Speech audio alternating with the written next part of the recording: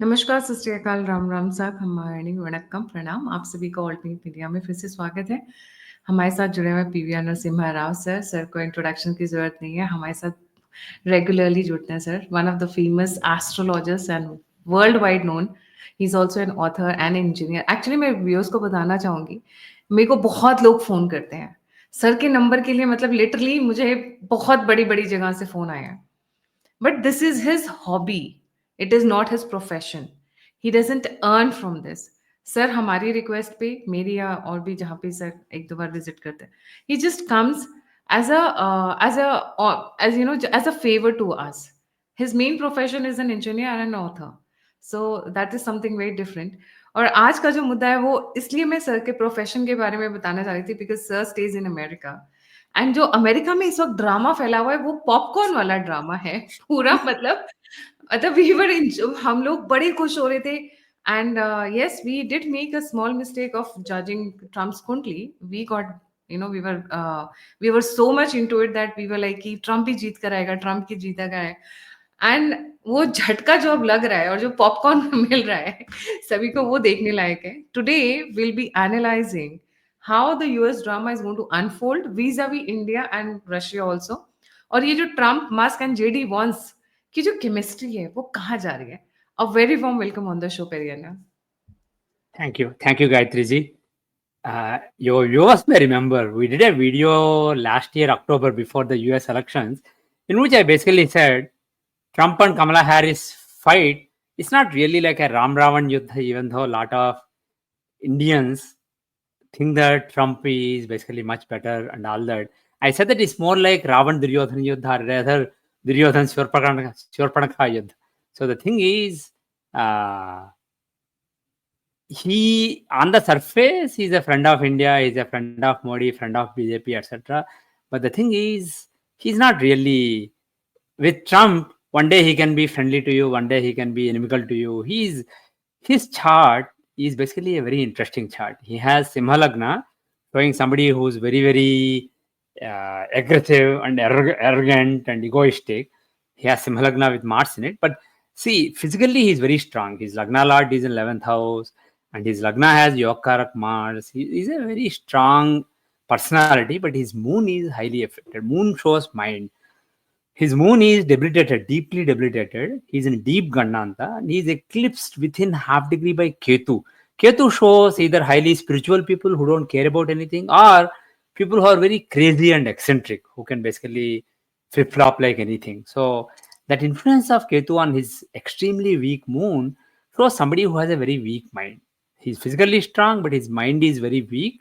And depending on the current influence, he can change his views and he can change his positions. And also, astrologically, he's likely to be somebody who's very deeply insecure. So sometimes that arrogance, that ego, that basically bravado is basically a cover for the deep insecurity, which is probably coming from childhood, how he was treated by his father. But somebody so badly eclipsed by with such a badly eclipsed moon is unlikely to have a strong and stable mind. The other thing is his sun is also within half degree from Rahu. So both sun and moon are eclipsed. Another interesting thing is we have a chart called Shashtyamsya, which shows your deep karmic forces within you, how the subtle karma is playing out through your current existence. In the chart, sun who shows soul and moon who shows mind, both of them are in Rakshamsya. So basically, he's in a, to put it very bluntly, he's like a Rakshamsya Sambhut. So somebody who's born with Rakshamsya. So such people are nobody's friends. Such people are not really stable. And such people basically can be inimical to even people who are very close to them and to themselves sometimes. So that is one thing at a high level. But the thing is, in terms of dashas, based on his Rashi chart dasha, lot of people use Vimshotri dasha, but I use Ashtotri dasha. And based on the Ashtotri dasha, he is running a dasha that is, of course, it is still 2035. So it's a long dasha, but this dasha is very likely to bring lot of big fall for him. Basically, there are really terrible indications for him. But the thing is, the time frame is very long. And if we use the standard Vimshottari Dasha that everybody uses, he's running Jupiter Venus. But the thing is, later he will run Jupiter Sun and Jupiter Moon in the coming few years. And Moon, as we said earlier, is really a problematic planet for him. And the interesting thing is, if we look at the chart of JD Vance, see, if you contrast the two charts of JD Vance and Trump, both of them have Leo Lagna. Both of them have very strong personalities. But the thing is, JD Vance Lagna is Lagna Lord Sun. He's in the 12th house. So basically, there is also some humility. 12th house is the house of humility, whereas Sun's Lagna Lord is in the 11th house. So the thing is, even though both are Simha Lagna people, the way their ego manifests will be different. And also, if you look at JD Vance's chart, he has Mercury in Lagna, Mercury and Venus, whereas Trump has Mars in Lagna. So he's basically, Mars is like, basically he's a fiery planet. So he's more fiery. And if we look at the Navamsha chart, it is even more interesting. Navamsha chart is the chart that shows your sense of dharma. And JD Vance has a much better Navamsha chart. So, and whereas Trump's Navamsha chart is really doomed. So my strong conclusion is, Trump is somebody with no moral compass, no sense of right and wrong, no sense of dharma. If you please him, if you flatter him, currently you basically assuage his sense of insecurity. He will basically be very good about you, but he can change at the drop of a hat. Whereas JD Vance, in my opinion, he has a strong moral compass. He has a strong sense of dharma. I know that many of my left-wing friends, they may be appalled by some of the statements that JD Vance may make, etc. But the thing is, he's a pragmatic person who has a strong sense of dharma in my overall assessment.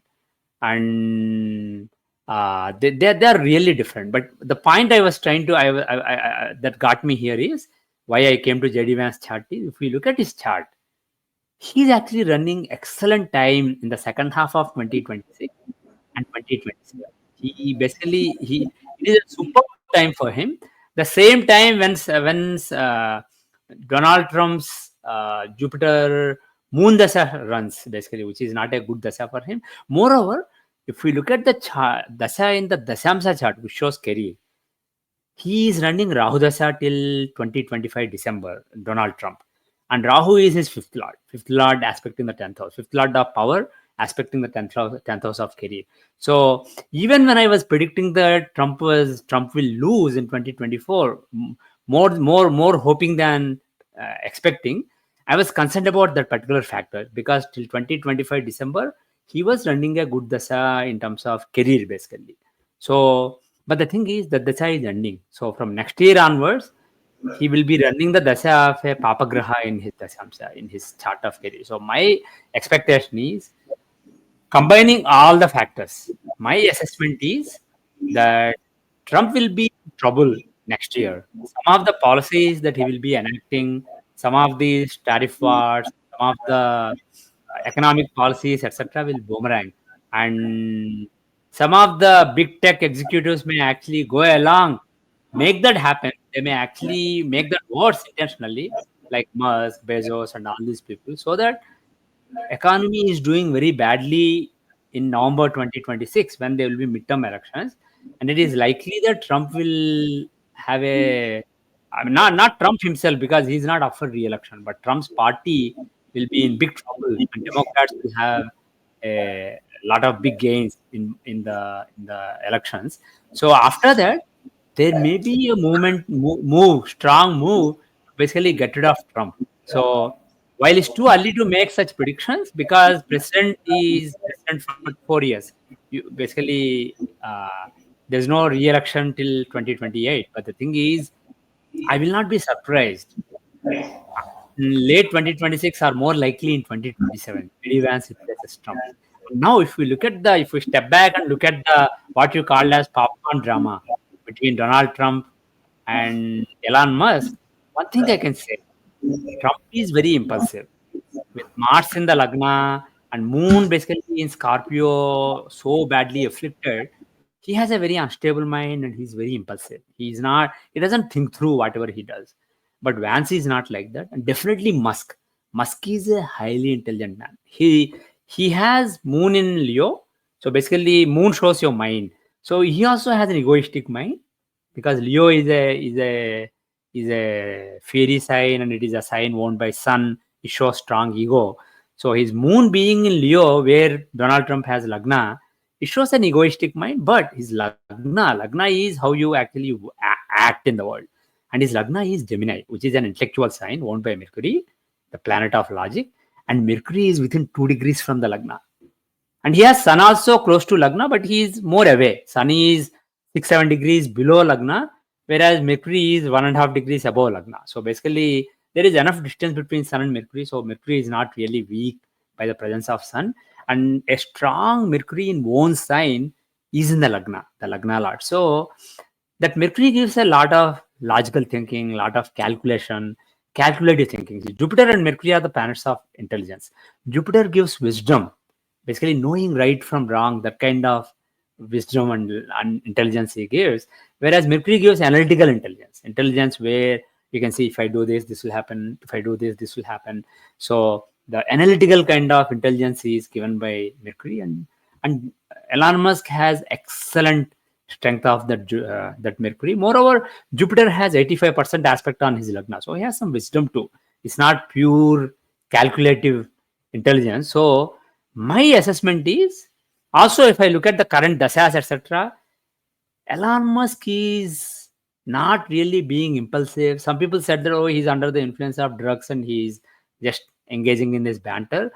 I don't believe this is banter from Elon Musk's perspective. It may be from Donald Trump's perspective, but from Elon Musk's perspective, I believe this is a highly calculated thing. He basically figured out what he's going to do now, what he's going to suffer in the next year, and what he's going to do in 2026, in 2027. I think just like a chess player has the next 10 moves basically mapped out in his head when he's basically making a sacrifice, when he's going for a gambit, when he's giving up his queen or rook. He's basically doing something like that in my assessment. So, and it is likely that it's not just Elon Musk. There may be some more influential people on board with him. But the thing is, I believe my overall belief is that I compared Trump to Duryodhana earlier. Basically, before the election, I said this battle is like battle between Shurpanakha and Duryodhan. So basically, I meant Trump is like Duryodhan, and the other lady is like Shurpanakha. Basically, both are undesirable and not really good for India. But still, from a long-term perspective, India-US partnership will keep going up. But let's come back to that later. So neither is particularly good. Both have their own weaknesses. But the thing is, I expect that till the end of this year, it is pretty decent time for Trump in terms of dasas. But after that, from next year onwards, he will basically start getting in trouble. So he may be more like Abhimanyu now. He may get into a Chakravyuh and not really be able to get out of it. So uh, Trump, a lot of people tried to take down Trump in the past, and he proved that he has 9 lives, just like a cat has 9 lives. He came so close to basically being done, and then he came back. But I'm afraid, definitely before 2035, he will go down. He will go down bad, that is for sure. But I suspect that in the next couple of years, we'll see some big political developments that will basically take down Donald Trump. And it may be done in such a way that his base, which is solidly with him right now, they feel like they were let down by him. So that basically, for example, Musk standing up for this bill, which is increasing the deficit and all this basically, I don't think Musk really cares about any such things. He's basically making it seem like this is about ideals, and he's basically standing up for principles and all that. In the end, all this guy cares about is his own profit. He doesn't care about any any such uh, ideals. But the thing is, he's pitching it in such a way that he's ruining US economy, he's growing the deficit, and they will basically portray him as a helpless guy, as an idiot who's basically doing a lot of harm to US economy, and they may actually make that happen in the next year and a half. and that may be the reason why his base will finally fall out with him. So I am afraid there is a big khela, basically big play is in the designs to make Trump fall the right way, basically, which is cut off his own base from him. So I'm afraid JD Vance may be on the same side. JD Vance may be he may appear to be on the side of Trump at the surface level, but the thing is, behind the scenes, he may actually be cooperating with anti-Trump forces. So that is one thing. But the thing is, if we look at transits, Elon Musk has Saturn and he has Simha Rashi. His moon is in Simha. So Saturn and Rahu are in the eighth house right now. And Rahu will move away from there, but Saturn will continue to be in the eighth house. So he has Ashtam Seni. So that's not a great transit for him.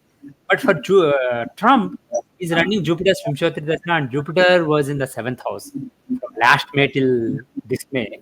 He was in seventh house, which is a good transit for Jupiter. But he moved into eighth house recently from Vrishtika. He came to Gemini. So he has Ashtam Guru, and moreover, he's the Dasanath. He's the Lord of the current Dasa based on Vimshottari.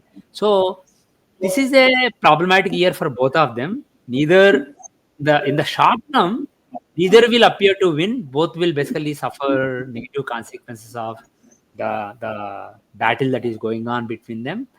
But my assessment is that in the long term, there is a clear plan Elon Musk has in mind. I can't put my finger on what exactly it is, but the rough lines, I bet.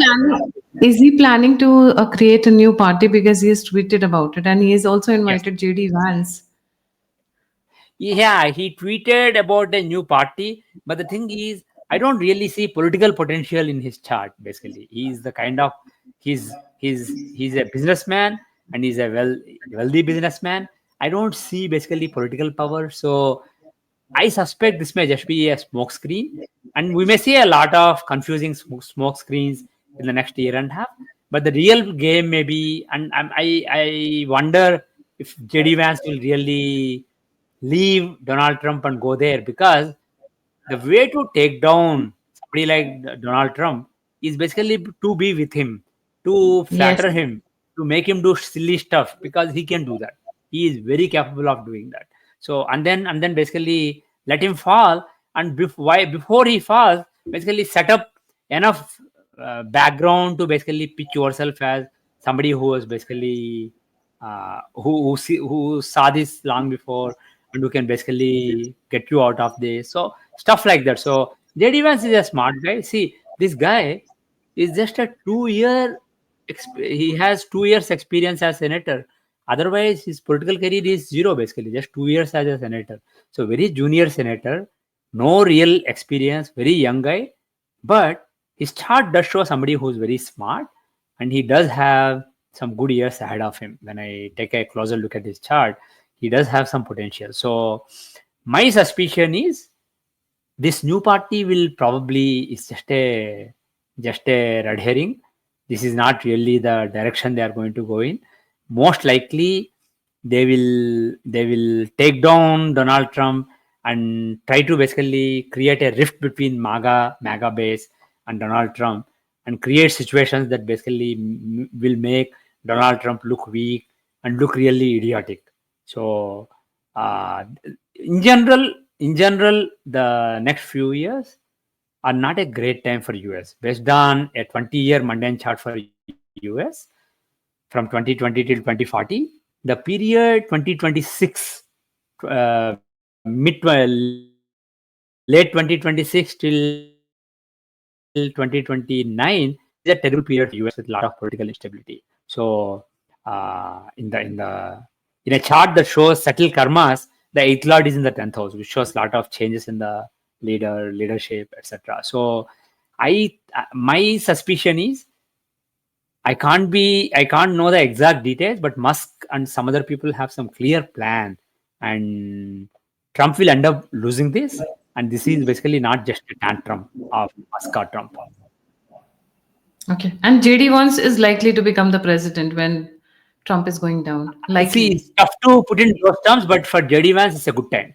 basically, when the time is bad for Trump in 2027, late 2026, and more importantly 2027, it is actually good time for Vance. So it could show a lot of different things. But all I can say is Trump may sink, but JD Vance may not sink. He may actually rise. So Right. one possibility is somehow they can get rid of Trump, or who knows, something may happen to Trump, and then Vance may basically rise during that time. So that's a possibility.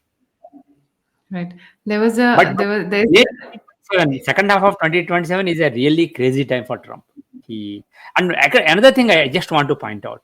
See, apart from what your chart may show good, bad, and sometimes both, and one of them may dominate based on your free will, how your free will is exercising itself now. And the thing is, there were lot of people praying for Trump, lot of Christians praying for him, and also a lot of Hindus and lot of spiritual people were praying because there was this sense that Trump is America's Modi. Basically, people had a false equivalency between BJP and GOP and between Modi and Donald Trump. And this is something I never appreciated. And when I explicitly said it, none of my friends, Indian friends, really liked me for saying it. But the thing is, Trump is not America's Modi. If anything, the best analogy for him is America's Vijay Mallya plus Rahul Gandhi plus Kejriwal. He has basically the business, in terms of business, etc. He's more like Vijay Mallya. In terms of his intelligence, etc., how he conducts himself, he's like Rahul Gandhi. And in terms of his theatrics, etc., he's like Kejriwal. So he's like a combination of those. He's America's combination of those three rather than America's Modi. But the thing is, he has Modi's luck. And moreover, when a country is destined to weaken, it basically picks somebody who's not really great. Whereas when a country is destined to rise, it picks somebody like Narendra Modi ji. very interesting, Periana. We were all so hopeful. He has damaged a lot of our hopes. He has destroyed our hopes rather. We were looking forward to a very great president who would be like, initially we felt he's also trying to copy Modi the way I think starting 1 week. He was trying to copy Modi, not giving bias to the mainstream media, being very selective about the people he will meet and things like that. And then boom, he just destroys everything in one go. All of a sudden, as you said, he's impulsive.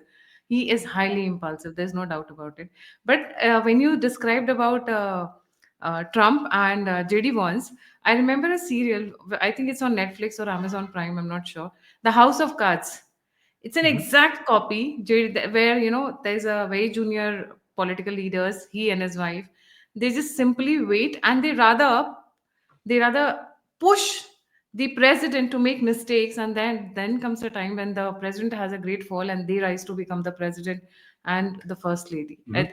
House of Cards must watch for people who are really deep into political games. That's a series I would recommend. But coming to the relation between India and USA and US and Russia, because the things are moving fast, and also Israel also, Periana, because recently we have seen Israel is not happy with America, and the bloc is trying to move, look other opportunities also. They have reached out to Russia also. G. Mhm. Okay, yeah, that's a good point. See, I know that a lot of people who had high hopes from Trump, they're disappointed right now. They think that everything is just right. But the thing is, with Trump, things can change. He may appear to be anti-India today, but he may appear to be pro-India tomorrow. He is a very inconsistent guy. So don't be. More importantly, one person doesn't matter. President may be powerful, but still he's just one person. There are forces within the country which you can't see, basically within the within the deep state, within the CIA, within the various state department units. There are a lot of forces within the business community, within the military industrial complex. There are forces that basically want India and US partnership to grow. And one thing I'm very confident of is there are forces within US government which are planning for a confrontation with China a few years down the road. And they are basically making a clear plan for that, and they are pushing in that direction. That is, I'm very confident. So the thing is, this is a very unstable period. See, 2025 and 2026, we always maintain that this will be a very unstable period. So the alliances that seem to be forming in this period or that seem to be breaking in this period, don't take it for granted. Take it with a pinch of salt, because this is a time when people experiment, people will think of alternatives. But the thing is, in the end, when it is between US and China, when the lines are drawn between US and China, Russia will be on China's side. They will not be on US side. Russia will be on China's side. Even if Putin and Trump are very chummy, still Russia will be on China's side. And India cannot be on Russia and China's side. India would likely to be friendly with Russia, but India will automatically be opposite China, not on the same side as China. So if Russia has to pick between China and India, Russia will pick China any day. But the thing is, the day hasn't come yet. So we should not close any of our options. We should keep all our options open. We should basically get our defense equipment from US and other European countries, also from Russia, and more importantly, what we have seen in Operation Sindoor is the integration between different technologies that are components in your war strategy is very important. So make sure that you are integrating things well enough. You are getting, wherever possible, you are getting access to source, and you are basically integrating the technology. So that is one important thing. The other important thing is try to become independent. Try to acquire other technologies, but also develop indigenous alternatives, basically. So have more and more homegrown alternatives to various options that you are pursuing externally. So that is one important thing. And the other thing is, this is an inflection point when it comes to military technology. If you look at the technology, if you look at the computing power that was available in 1960s, 1970s, 1980s, 1990s, and if you look now, it has basically exponentially increased. So we have various AI technologies, and apart from AI, what is formally called AI, in general, there's a lot of computational power.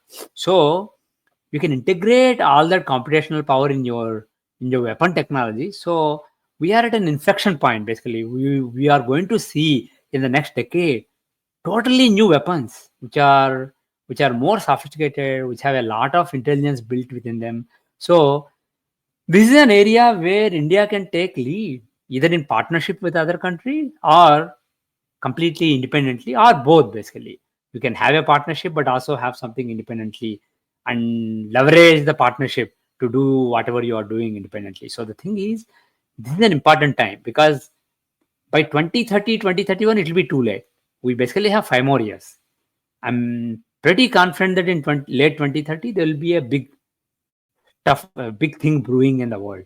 So during this period, pursue whatever allies you can pursue, whoever is willing to collaborate with you, provide you technology, take it wherever possible. Don't just become a end user, basically become a partner, so that you have access to the actual building blocks of the technology, so that you can do your own job later.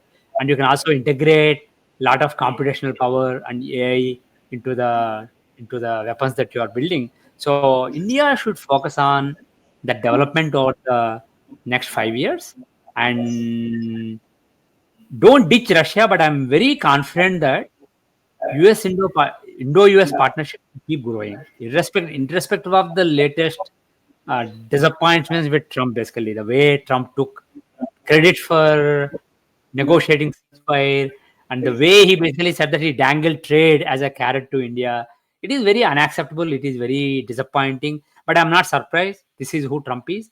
He's like a child on a beach who just strolling around and find various beautiful sandcastles made by others, clicks a photo of himself standing next to sandcastle, and basically tells everybody, I made that sandcastle. So he's basically he's not a doer. He never really does anything. He's a talker. He's a marketing guy. If you look at his business career also, he's basically a marketing person. He's a salesman. So this is who he is. Disappointing, but the thing is, you have to be, see, if you are dealing with a child who has a knife with him, you have to deal carefully. So this guy has nuclear codes and he has nuclear weapons. So at least for a while, for a few years. So India, I think Modi ji is handling very well. Let basically play good cop, bad cop. Modi ji can basically be very nice and not say anything that will rub off Trump wrong way. But other people, other foreign officials can basically go around and clarify and basically completely negate everything that Trump says. So just do the strategy, but don't piss off Trump directly at the level of Modi ji. So that is one thing they're doing really well. But the thing is, this is just temporary. This is a transient phase. The forces that are at play increase the partnership with India. Moreover, see, right now India is getting weapons from US, but later this decade, closer to 2030, I will not be surprised if India is supplying certain kinds of weapons to US. I will not be surprised at all. So, see, we are in a transitional phase, the kind of which comes once every millennium. So this is not a normal time. 2020 to 2036 is not a normal time. This is a time of seismic changes geopolitically. So we will see big rise in the stature of India, and people may be downplaying Operation Sindoor, and some people may even be claiming that it was a failure and all that. But the thing is, for people who will make decisions at various capitals, at various military headquarters, India has demonstrated lot of capability in this particular operation. So if India keeps at it, if the Indian scientific community, especially focused on military, if they keep at it, I'm confident that by the end of this decade, India will actually be a big supplier, even to big powers like US. That is one thing. The other thing is there are enough forces within US and Pentagon who know that you can't ditch India. Pakistan, you may say something cool about Pakistan because they're giving you a crypto deal, but Pakistan is a nobody. They know that. So these forces will dominate Trump. Trump may temporarily get away with the nonsense he wants to say, but these forces know how to get their way. So in the end, things will get done to their satisfaction. Moreover, like I said, Trump may or may not be there 2 years down the road, or 3 years down the 2.5 years down the road. So my suggestion is don't take it too seriously. Take it with a pinch of salt and basically keep doing the right things, because winning the narrative war right now is not the most important thing for India. Being the most prepared for 2030 is the most important thing for India. The other thing is, I said Russia will not be an ally in the long run, but you have to keep basically going along with them for now. And I said that US will be an ally. I think I said in a previous interview with you, US may give up on India temporarily, but Israel will never do that. So Israel and India are meant to be very close partners in the coming decade. So Israel is another country that India should closely work with. I was coming to Israel actually, Periana, because they have the technology, they have the money, and they have the power, they have the narrative power. So Actually, they even are. in technology, they have some innovation that we can use, and we have some capability that they can use. So basically, technology is never done by one individual or one group. It is always when people or more groups collaborate, technology improves. Basically, technology becomes better for it. So Israel is an excellent potential partner in various modern military technologies, because see, in 1940s, why did the allies win the war against the axis powers? Because because of new technologies, air superiority, because of nuclear weapons, etc. Basically, that was an inflection point. New technologies came at that time. Similarly, in the coming years, new technologies are going to be developed, and they're going to be deployed in 2030, 2031 time frame. So it is very important for India, apart from getting the latest tanks from Russia, etc., latest weaponry from Russia, and maybe from US also.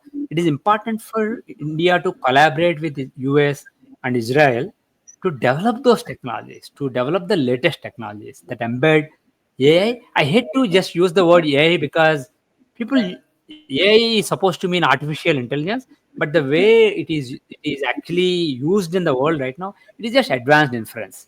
We use computational power to infer things for a long time. People are just doing advanced inference now, and they are calling it AI. But the thing is, let me put it this way: the the highly increased computational power that is at your disposal, that can be integrated in weapons technologies to make them more effective. Call it integration of AI or call it something else. But the thing is, we can have weapons that have a lot of computational power at their disposal and are more efficient because of it. And we will see. I can't really see. Defense. I'm not in defense technology. But the thing is, astrologically, what I see is the next decade, next 5 6 years, are a time when there will be an explosion in the development of new technologies, and it will impact the outcome of the big war that we are going to see in 2030, 2031 time frame. Right. Very interesting times ahead. We'll keep our popcorn ready. Trump is going to keep us entertained, I'm sure. And it seems Musk is That is also for opening. That is for sure. जी. Thank you so much, Periana, for joining. जाने से पहले सभी viewers से request है, please don't forget to like, subscribe, and share the alternate media. Periana has a channel and also a website. I'll pin both of them in the chat section so that you can easily visit his YouTube channel and like, subscribe, and share. And do visit his website. It's amazing. Lot of new things are there. Spirituality में, obviously not politics. सो आप मुझे contribute करना चाहते हैं तो UPI number screen के ऊपर, आप फीडबैक देना चाहते हैं, मुझसे जुड़ना चाहते हैं, सभी लिंक्स डिस्क्रिप्शन बॉक्स में. इसी के साथ Jai Hind, Jai Shri Ram, Har Har Mahadev. Thank you Periyana. Jai Shri Ram, Har Har Mahadev.